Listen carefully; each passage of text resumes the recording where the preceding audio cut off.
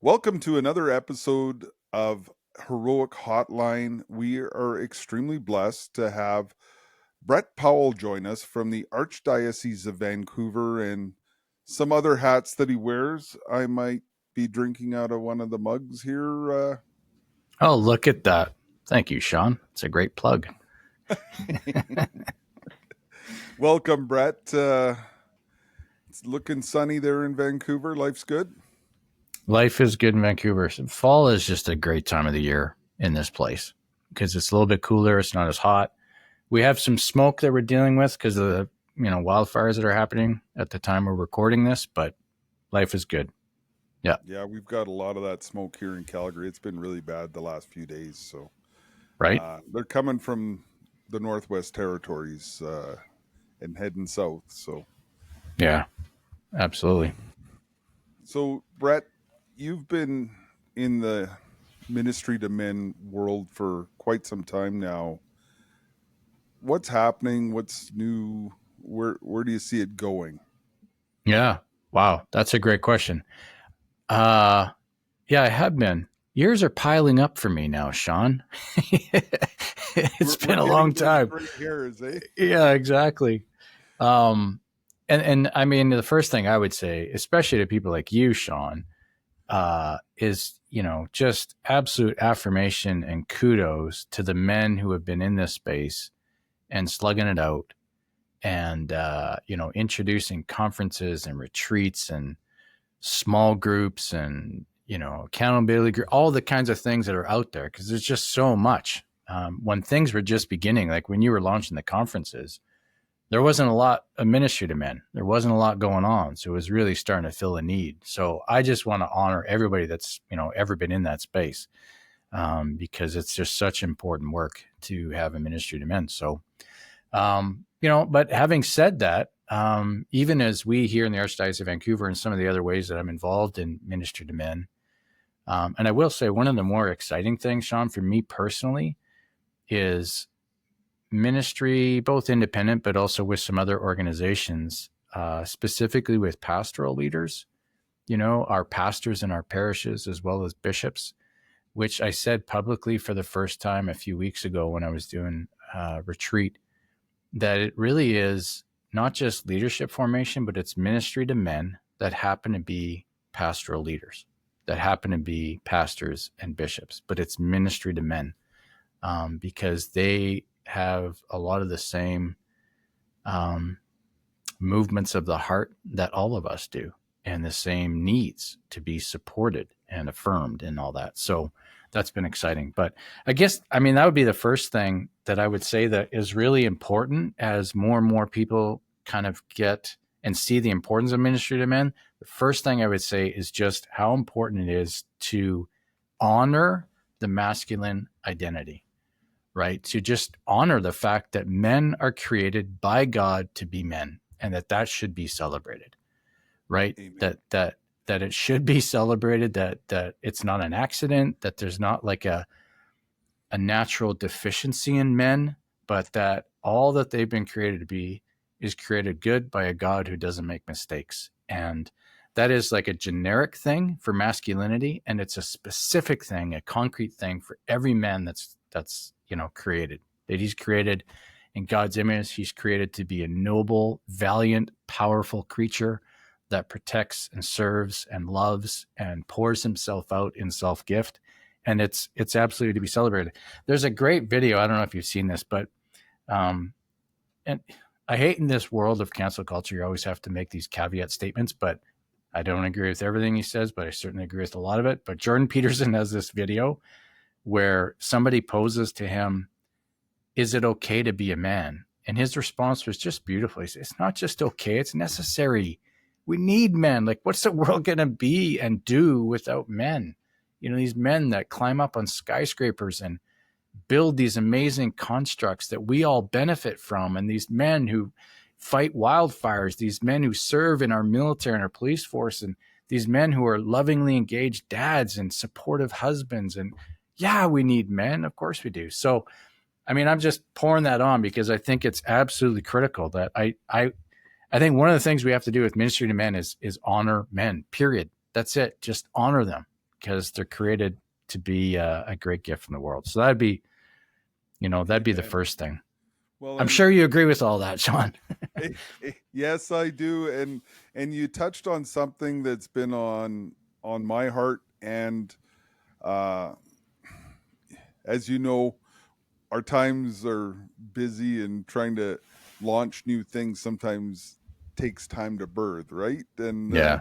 it but you touched on the pastors, and Father Larry Richards at a board meeting a couple of years ago talked about, what about the priests? What about the priests? Like, they Yeah. need our support as men. And I remember when we were out there a couple of years ago presenting to the Western Catholic bishops about the loneliness Hmm. epidemic amongst men, and there was a voice at the back of the room and that said, and bishops too.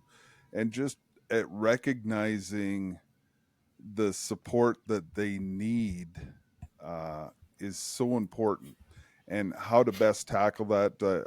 I started some work. I think I talked to you about trying to maybe do a survey to hear from them directly as to what their needs are as Yep. men, as leaders. Because, as a leader, sometimes it's hard to not be the boss or whatever. It's a lonely place quite often at the top. Yeah. Yeah, absolutely. And I remember that meeting you had with, the Western bishops and all that. That was, who knows, maybe that's a watershed for ministry to men. I hope that it is. It's funny because we're doing some sort of strategic praying and listening for kind of a new vision here in Vancouver. And that was one of the pieces that came out even in our conversation was, ministry to men must always have at least a lens of caring for our pastors. I mean, everybody is aware of kind of the loneliness epidemic, which spans both genders and all people. Um, uh, I'm not hinting there that there's more than all people outside of two gender. I'm just saying that it's broad, just to be clear. But it's you know it it's particularly it can be particularly true for leaders. Like there's something that's worse than loneliness, and that is to always be with people but still be lonely, Yeah. because it double in a certain sense, it kind of doubles the pain. And frankly, I think it's unkind how we place men in spiritual leadership on a pedestal as though it's some preternatural existence between heaven and earth. Like, Yeah. nobody lives in that world. It's a world that does not exist. Now, that's not to say that pastors then should, from the pulpit, share everything about them so people know them. And, no, that's not at all what I'm saying. But what I'm also saying is that it's not good for man to be alone. That's right in the scripture. And what are we doing to accompany those? And one of the things I think we need to foster with ministry to men, but in a particular way, also for our pastoral leaders, is this idea of sacred brotherhood. There's a beautiful line from Augustine: that which has been redeemed or assumed has been redeemed. And like, we in our tradition can speak to Jesus as a brother, which means there's a sacredness to brotherhood. And we need to enter into that in this earth. Like, it's not just a brotherhood with the Lord himself, although we have that. That's an amazing privilege. But we need to have a sacred brotherhood among men. And that means to be known by your brothers, which is the antidote of loneliness. And yeah, that's just, it's so important. Like, I would say this is one of the pitfalls, I think, Sean, of ministry that would align to this, is that, we especially as men carry a lot of shame with the wounds that they have. Everybody has a wound. You never lock eyes with another human being, male or female, that does not have some kind of wound. We talk about father wounds, we talk about mother wounds. It's those things that happen to us that, it's an agreement that we make with something, and then that agreement becomes a script out of which we live our lives. And guess what? Pastoral leaders suffer this as well. Just had some beautiful time with pastoral leaders where that was in fact discovered and valued and, empathized with and all the rest of it. And so sacred brotherhood can be that place where even our wounds are known, and not in a way that brings additional shame and embarrassment and all the rest of it, but actually brings strength and clarity, where a brother can look at you and say, I hear what you're saying about this conversation with your wife. Brother, that was a disproportionate reaction. And I want to invite you to remember the wound out of which you sometimes live and think, maybe I blew that one, you know? That's sacred brotherhood. That's a place where you are known and appreciated and honored in all of your beauty. And some of that involves underneath the heart, things that we're all dealing with. So I think we've got to encourage that more in our ministry to men, that we've got to be able to hold space without shame, awkwardness, weirdness, for men to process some of these things. Because frankly, until our wounds are healed, we're going to be operating under them in everything we do, in our leadership, in our corporations, in pastoral centers, in parishes, and in our brotherhood. It will be something that just continually manifests. So part of sacred brotherhood is just being real, with each other. And this is an amazing privilege and a responsibility. Yeah. And you've touched on so many things there. And I know I've written an article in the past, and we've got it kind of incorporated in About God Squad. But just imagine if every priest had 3 mighty men, every bishop had 30 mighty men. Yeah, right. That they wouldn't be afraid to go into battle, right? And I'm seeing the fruits of that in some ways, even in our diocese, where our bishop knows that he's supported by us, and he's and you talk about that brotherhood. A friend of ours, we were on a motorcycle ride together, and just having him be able to be in a place where he could not let loose, but just feel safe and secure in sharing. And like, we had just about every night a great discussion. And then on our end, it was like sitting at the feet of the rabbi. Like, right. You know exactly who I'm talking about. He's such a gift, but you need to encourage and protect that brotherhood, and give him ways to just vent. Which we call it wind therapy, just on the bike, and then being able to unpack the day and just share life, as you talk about the good, the bad, and the ugly. And it was an incredible time of brotherhood, our recent ride. And just the text chain it's kept going fairly strong since, because you make those connections, and they just, it's hard to let go, right? That was nice. See you next year. Because once you're a brother, you're a brother. Yeah, absolutely. Yep. And I'm glad. I mean, the person you're referencing would be in that category sometimes of celebrity believers. They're kind of seen a lot and upfront all the time and all this. And that's great. And the ministry is powerful, and it's great to have that voice and to have that megaphone to be able to communicate it.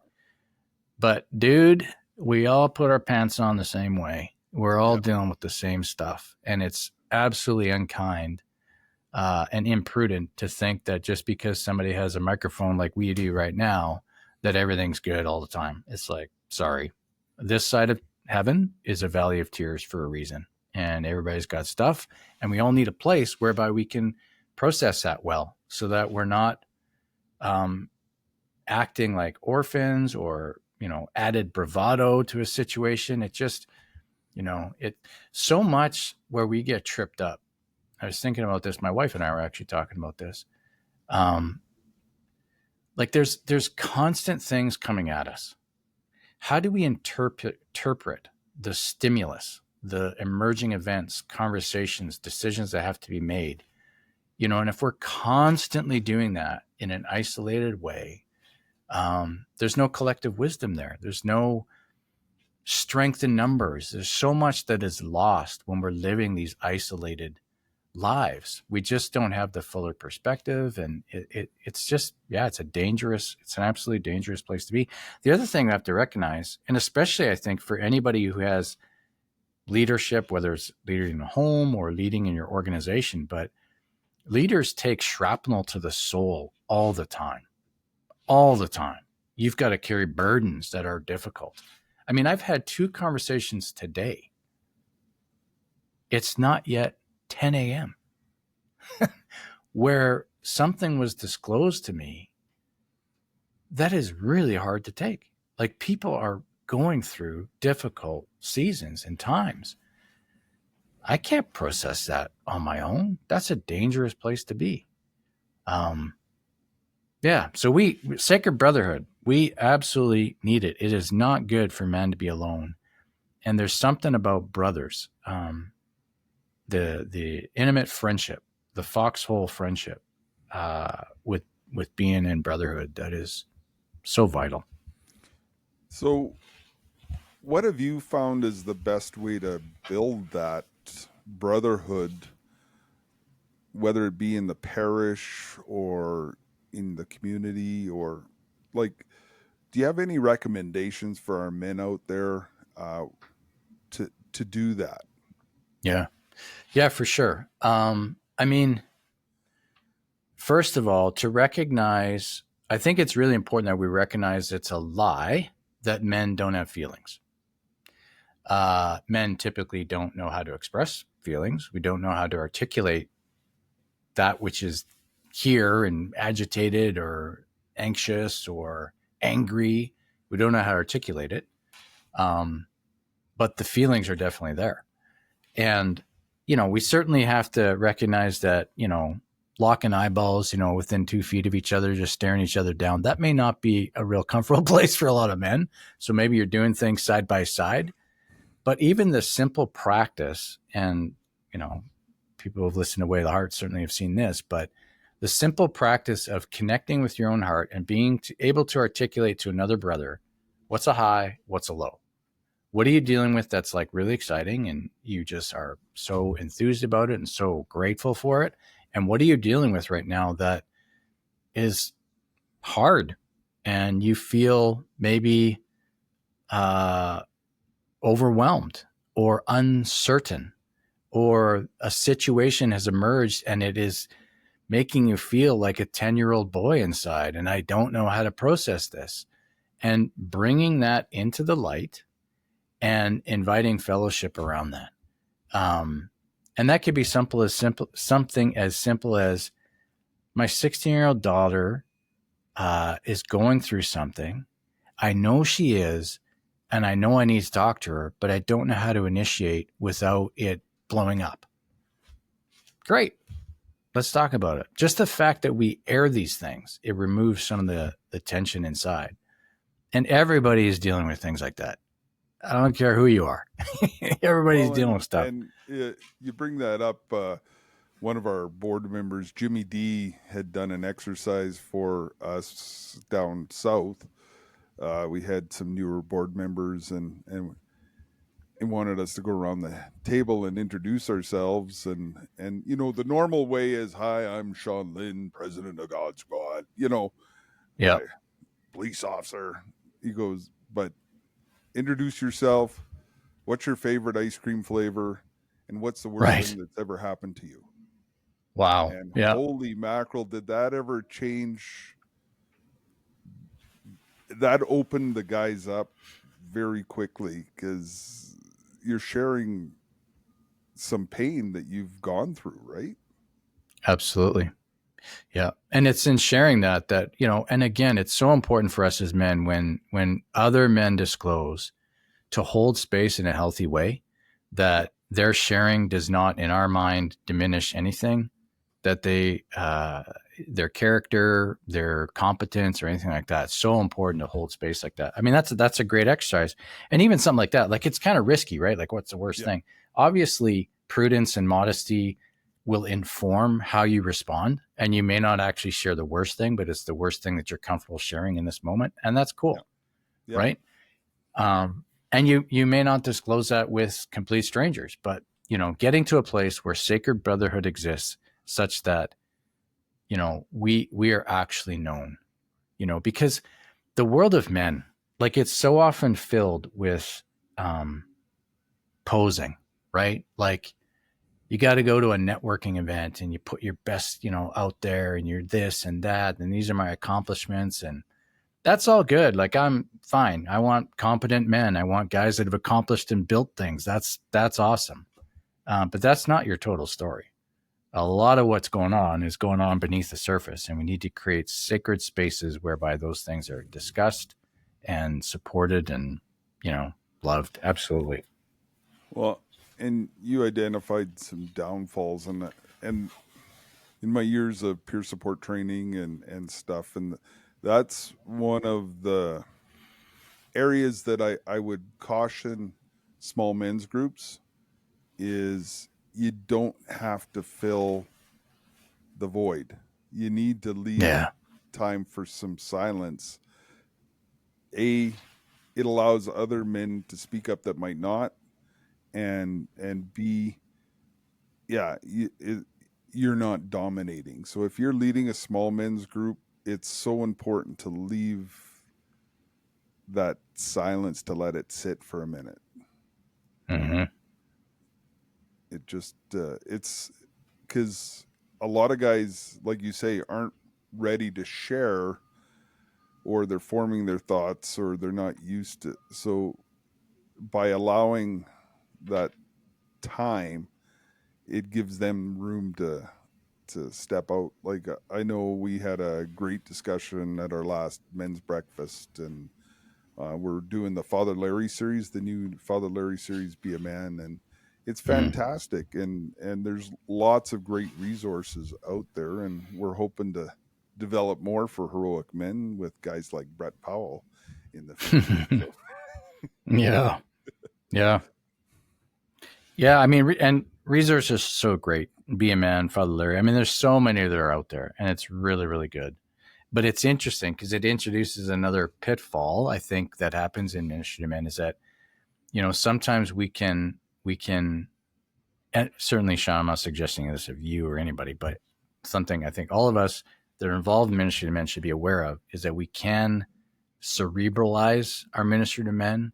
We can make it very programmatic, getting through this book, going through this series, all that. And it's all great as long as it is just a vehicle by which the conversation goes to the places that it needs to. And I'm sure you're into that, and you would agree with that, because yeah, I mean, ultimately it can just be another means by which we continue to pose, or just live kind of our masculinity almost at a superficial level.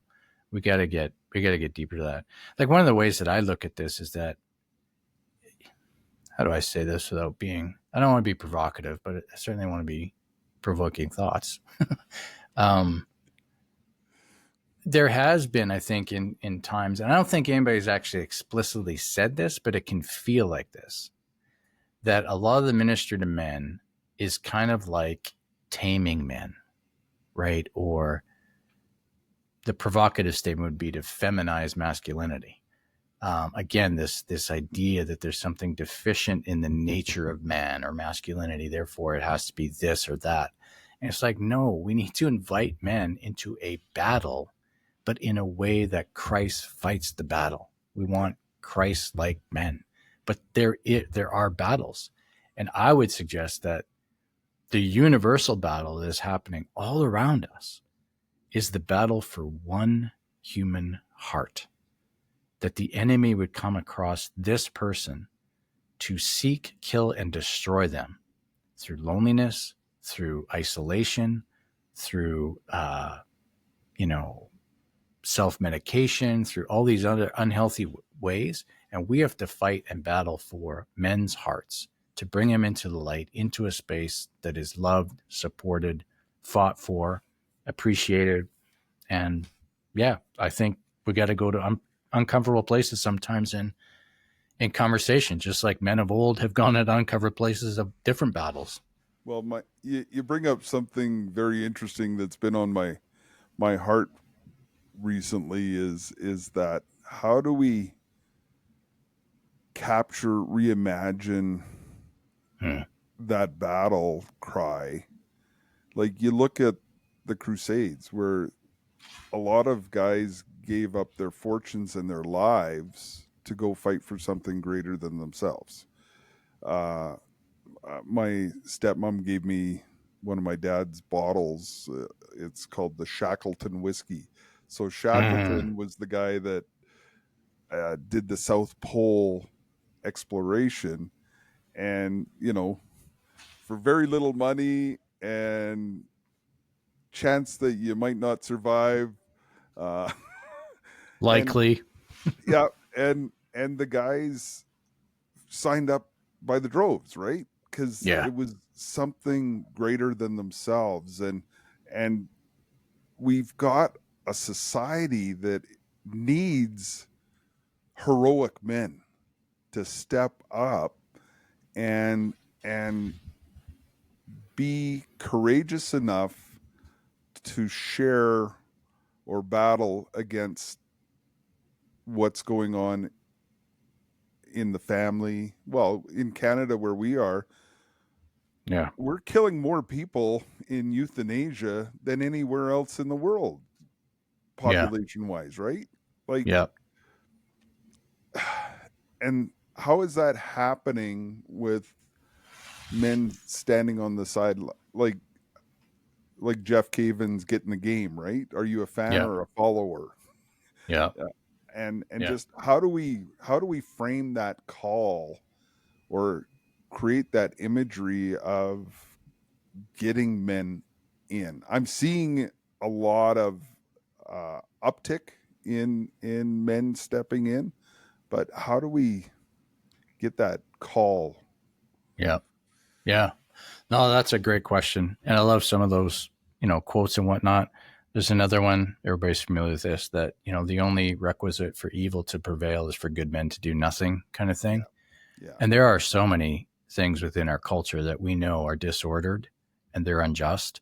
And men by nature are called to protect and serve. Absolutely. And so that which is under attack, we as men need to defend.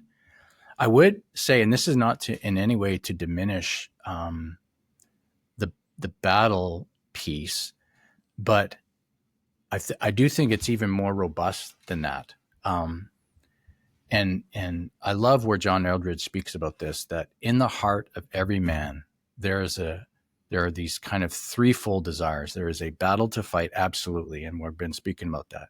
There's also an adventure to live, right? And the final thing would be a beauty to rescue.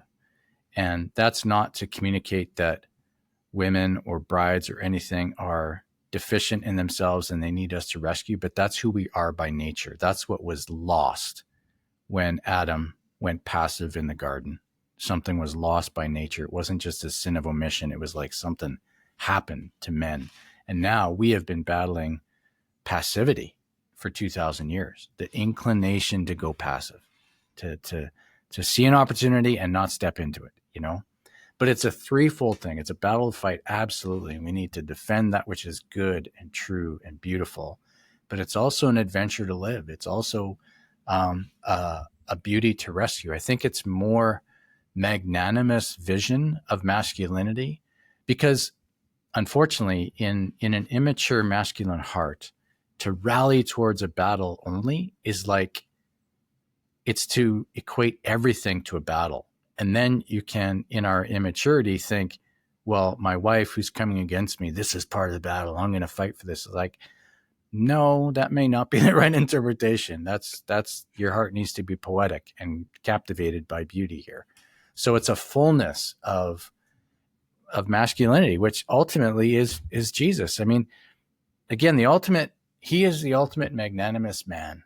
Ichi homo, behold the man. He is the one that we need to emulate, to follow, to become like. And he was at the one side incredibly tender for those he'd be tender with, and the other side he was an absolute beast and came across powers and principalities and dealt with them.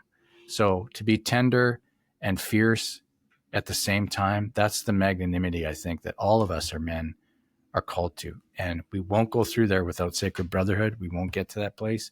We need a masculine journey to be initiated into. We need good fellowship of men, brotherhood of hearts, and all the rest of it. But it is a high calling, man. It is a high calling to be magnanimous in this world. Well, Brett, because I could go so many different directions with you, and I want to save a little time for us to talk off camera. Sure. We will definitely have you back, and thank you so much for your ministry. Like, what a way to close there. Uh, Jesus is the answer, and Amen. that divine intimacy that we talk about, that made in the image of likeness of God. The My last guest talked about us being terror demons because we're made in God's image, and Yep. living that out. So just thank you so much, and I look forward to seeing you again in the near future. Can you just maybe let us know what you've got going and how, if somebody wants to reach out to you, is the best way to find you? Yeah, for sure. I mean, my website, brettpowell.org. 99% of my work life is spent right here in the Archdiocese of Vancouver doing all the important things we're doing. But there is some other ministry. Jake and I have the Way of the Heart podcast. We just released another episode. I've got a podcast, Leadership Where It Matters Most, as well as my blog. So brettpowell.org is a place to go. But I want to affirm you, Sean, because you're always so encouraging and affirming of me. But man, you are the real deal. I don't know of a stronger servant leader than Sean Lynn. I really don't. You're absolutely pouring yourself out to all things that are good, and it's inspiring to many. So thank you for your many years of service and your continued commitment. It's awesome. Thank you. Thank you, Brett. God bless. And you can find Leadership Where It Matters Most on heroicmen.ca or .org. So it's a great podcast. I listen to it often. Thanks, Sean.